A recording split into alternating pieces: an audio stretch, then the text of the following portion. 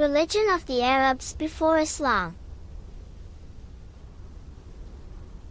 If we delve into the historical records, we find that prior to the arrival of Prophet Muhammad sallallahu alaihi wasallam, the Arabs inhabiting the Arabian Peninsula were already acquainted with the concept of monotheism, acknowledging the existence of Allah. Moreover, they adhered to a religion that revered Allah as the supreme deity. This understanding had been prevalent for centuries before the advent of Prophet Muhammad sallallahu alaihi wasallam, as the region had been visited by numerous prophets who urged the inhabitants to worship and devote themselves solely to the one true God, without associating any partners with him. Prophet Ibrahim alayhi salam and Prophet Ismail alayhi salam are among the prophets of God who are mentioned in both known historical accounts and the Quran as having preached to the Arabs in the Arabian Peninsula. Before their time, there was already a messenger of Allah who came to the Arabs residing in the region known as Aqaf, located between Yemen and Oman.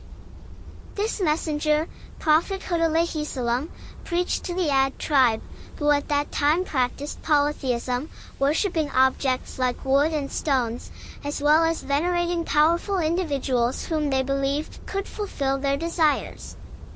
Prophet Hud alayhi salam was tasked by God to guide the people away from their misguided beliefs and practices, yet they persistently refused to heed his divine message, consistently rejecting and denying it. Consequently, they faced destruction as a consequence of their defiance. During that era, God also dispatched a messenger to the Arabs residing between Hijaz and Sham, known as Hijr. These people were known as the community of the mud. Similar to the Ad tribe, they engaged in idol worship and revered statues. Prophet Sallallahu alaihi wasallam was sent to them to rectify their deviant ways. However, they stubbornly refused to embrace his prophetic message, instead choosing to ridicule, deny, and insult him. As a result of their persistent rejection, they too met with divine punishment and were ultimately destroyed by God. After the destruction of his people, Prophet Hud alayhi salam is said to have resided in the land of Hadramaut until his passing, where he was buried.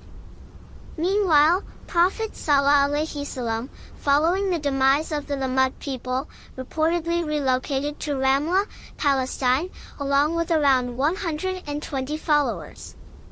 However, an alternate account suggests that Prophet Sallallahu alaihi wasallam eventually settled in Mecca with his followers, where he lived until his death and was also buried there. Now, turning to Prophet Ibrahim alayhi salam, after migrating to Mecca with his wife and son, Ismail, he remained there, overseeing the restoration of the sacred Kaaba. He continued to spread his message to the people of Hijaz until his passing. Following his demise, Prophet Ismail alayhi salam carried on his father's mission, serving as a messenger of God to the inhabitants of the Arabian region.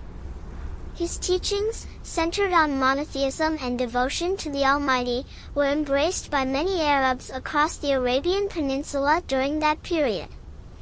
However, several decades later, the pristine religion of Prophet Ibrahim alayhi salam and Prophet Ishmael alayhi salam underwent significant alterations, modifications, additions, and reductions by its own adherents, until eventually it became merely a name. Regarding the specifics, a brief overview of the religion practiced by the Arabs at that time can be outlined as follows. They acknowledged the existence of God and affirmed his oneness. They believed in God as the creator of all beings, the sustainer, the organizer, and the provider of all that is desired by his creations. However, in their worship, they introduced various intermediaries with the intention of drawing themselves closer to God. Worshipping angels. A portion of the populace reveres and idolizes angels, viewing them as divine intermediaries tasked by God to fulfill human desires and needs. Consequently, alongside their devotion to God, they extend their worship to angels. In extreme cases, angels are even deified and regarded as divine offspring. worshipping jinn, spirit, and ghost. Moreover, certain individuals believe in the direct or hereditary connection between jinn, spirits, and deceased ancestors with angels, perceiving them as inherently linked to God. Hence, they elevate jinn, spirits, and ghosts to objects of worship. Some places, such as the renowned site Darahim, are revered as abodes of jinn, with rituals and sacrifices conducted to appease them and ward off associated calamities. Worshipping stars. A subset of the Arab population in the Arabian region venerates celestial bodies, including the sun, moon, and numerous sparkling stars, attributing them with divine authority bestowed by God to govern the vast cosmos. Consequently, they honor and worship the stars, viewing it as an act of glorification towards God, as they believe stars themselves engage in worship. Different tribes worship different stars, with some venerating the sun, others the moon, and some particularly revering the star of Shura. Worshipping idol. During that era, a segment of the Arab population in Arabia engaged in the worship of idols or statues crafted from various materials such as metals, wood, and stone. According to accounts, their idol worship stemmed from an excessive reverence for Masjid al-Haram and the Kaaba. When they embarked on pilgrimages to Mecca to perform the Hajj, following the traditions established by Prophet Ibrahim alayhi salam, they would bring back stones from the sacred precincts to their homelands. These stones were then placed in designated areas and circumambulated, mimicking the tawaf ritual around the Kaaba, in pursuit of blessings. This practice stemmed from their deep love and respect for the Kaaba, and their recent pilgrimage experiences imbued with the teachings of Prophet Ibrahim and Prophet Ismail. However, as time passed, their devotion shifted towards the stones and idols, causing them to stray from the true religious teachings of Prophet Ibrahim alayhi salam and Prophet Ismail alayhi salam. Additionally, there are accounts suggesting that the prevalence of idol worship among the Arabs, particularly around the Kaaba, was influenced by various factors.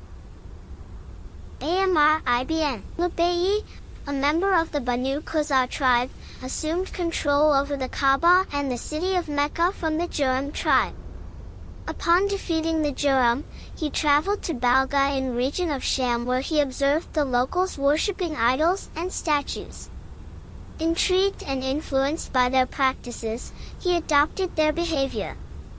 Consequently, upon his return to Mecca, he brought with him a large idol named Hubal.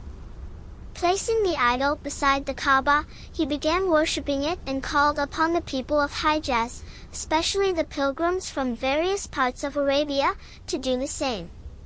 His call gained traction, leading many people in Hijaz to worship the idol. According to one account, the idol Hubal was crafted from red agate, resembling a human figure with a broken right hand, which was later replaced with a golden hand by the Quraysh tribe after it became their idol. Another narration suggests that Hubal was initially housed inside the Kaaba and was revered as the largest idol in the vicinity. This marked the onset of idolatry in Arabia, particularly in Mecca, following the time of Prophet Ibrahim alayhi salam and Prophet Ismail alayhi salam. Over time, the number of idols worshipped proliferated to the extent that they encircled the Kaaba. During the period when the Quraysh tribe held sway over the Hijaz region, the number of idols and statues around the Kaaba exceeded 300.